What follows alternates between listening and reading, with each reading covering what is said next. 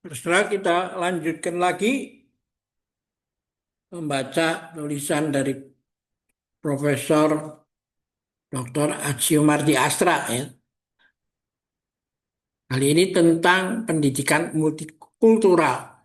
Secara sederhana, pendidikan multikultural didefinisikan sebagai pendidikan untuk atau tentang keragaman kebudayaan dalam merespons perubahan demografis dan kultural lingkungan masyarakat tertentu atau bahkan dunia secara keseluruhan. Agar definisi itu bermanfaat, perlu mendefinisikan kembali apa yang dimaksud dengan budaya dan kebudayaan.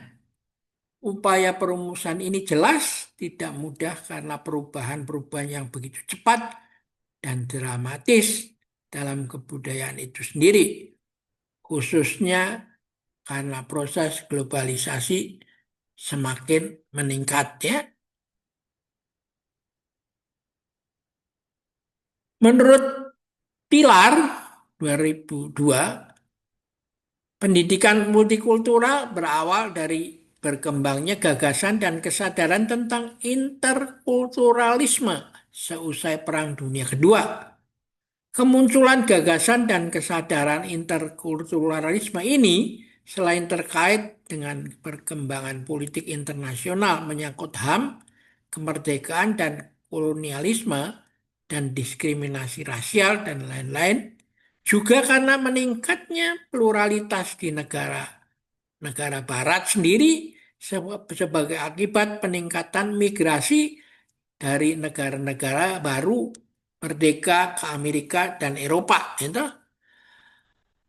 Mempertimbangkan semua perkembangan ini pada dasawarsa 1940-an dan 1950-an di Amerika Serikat berkembang konsep pendidikan interkultural dan interkelompok, intercultural and intergroup education.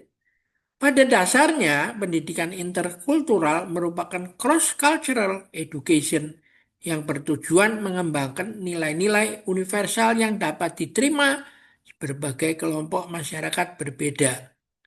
Pada tahap pertama, pendidikan interkultural ditujukan untuk mengubah tingkah laku individu untuk tidak meremehkan apalagi melecehkan budaya orang atau kelompok lain, khususnya dari kalangan minoritas.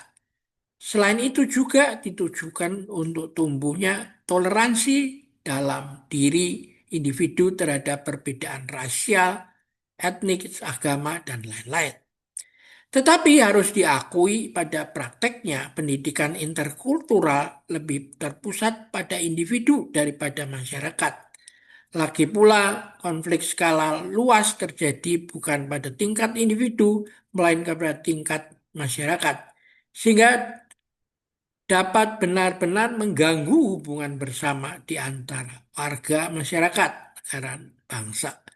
Sebab itu pula pendidikan interkultural dipandang kurang berhasil dalam mengatasi konflik antar golongan dan masyarakat, dan kenyataan inilah pada gilirannya mendorong munculnya gagasan tentang pendidikan multikultural.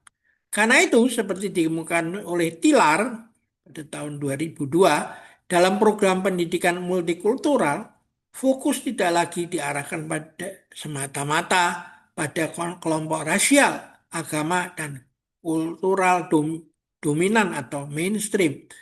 Fokus seperti itu pernah menjadi tekanan pada pendidikan interkultural yang menekankan peningkatan pemahaman dan toleransi individu-individu yang berasal dari kelompok minoritas terhadap budaya mainstream yang dominan, yang pada akhirnya dapat membuat orang-orang dari kelompok minoritas terintegrasi ke dalam masyarakat mainstream. Pendidikan interkultural seperti ini pada akhirnya memunculkan tidak hanya sikap tidak peduli, indifference terhadap nilai-nilai budaya minoritas, tetapi bahkan cenderung melestarikan prasangka-prasangka sosial dan kultural yang rasis dan diskriminatif. Dan dari kerangka inilah maka pendidikan multikultural sebenarnya merupakan sikap peduli dan mau mengerti difference atau politics of recognition, politik pengakuan terhadap orang-orang dari kelompok minoritas. Ya. Dalam konteks itu, pendidikan multikultural melihat masyarakat secara lebih luas berdasarkan pandangan dasar bahwa sikap indifference dan non-recognition berakar tidak hanya dari ketimpangan struktural rasial. Paradigma pendidikan multikultural mencakup subjek-subjek mengenai ketidakadilan, kemiskinan, penindasan, dan keterbelakangan kelompok-kelompok minoritas dalam berbagai bidang sosial, budaya, ekonomi, pendidikan, dan lain-lain.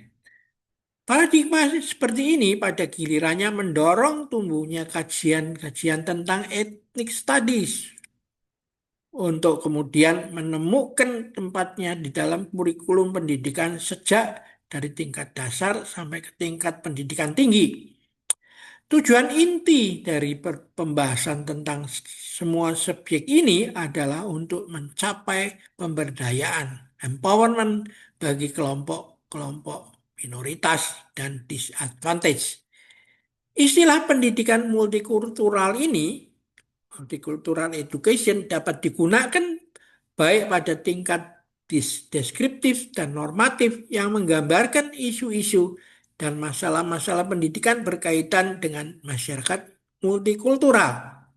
Lebih jauh, ia juga mencakup pengertian tentang pertimbangan terhadap kebijakan-kebijakan dan strategi-strategi bagi pendidikan bagi peserta didik di dalam masyarakat multikultural. Dalam konteks deskriptif dan normatif ini, maka kurikulum kurikulum pendidikan multikultural mestilah mencakup subjek-subjek seperti toleransi, tema-tema tentang perbedaan etnokultural dan agama, bahaya diskriminasi, penyelesaian konflik, dan mediasi, HAM, demokrasi dan pluralitas kemanusiaan universal dan subjek-subjek lain yang relevan. Perumusan dan implementasi pendidikan multikultural di Indonesia, hemat saya, masih memerlukan pembahasan serius dan khusus. Hal ini bukan hanya karena menyangkut masalah isi pendidikan multikultural itu sendiri, tetapi mengenal strategi yang akan ditempuh. Apakah misalnya dalam bentuk mata pelajaran terpisah, berdiri sendiri, separated, atau sebaliknya terpadu dan terintegrasi. Terlepas dari berbagai isu dan masalah ini, yang jelas menurut saya perkembangan Indonesia sekarang kelihatannya membutuhkan pendidikan multikultural yang diharapkan dapat memberikan kontribusi penting bagi pembentukan keikaan di tengah kebinekaan yang betul-betul aktual, tidak hanya sekedar slogan dan jargon. Dan itu pada gilirannya akan memperkuat aktualisasi Pancasila, ya, sebagai salah satu identitas dan jati diri pokok dalam kehidupan berbangsa dan bernegara.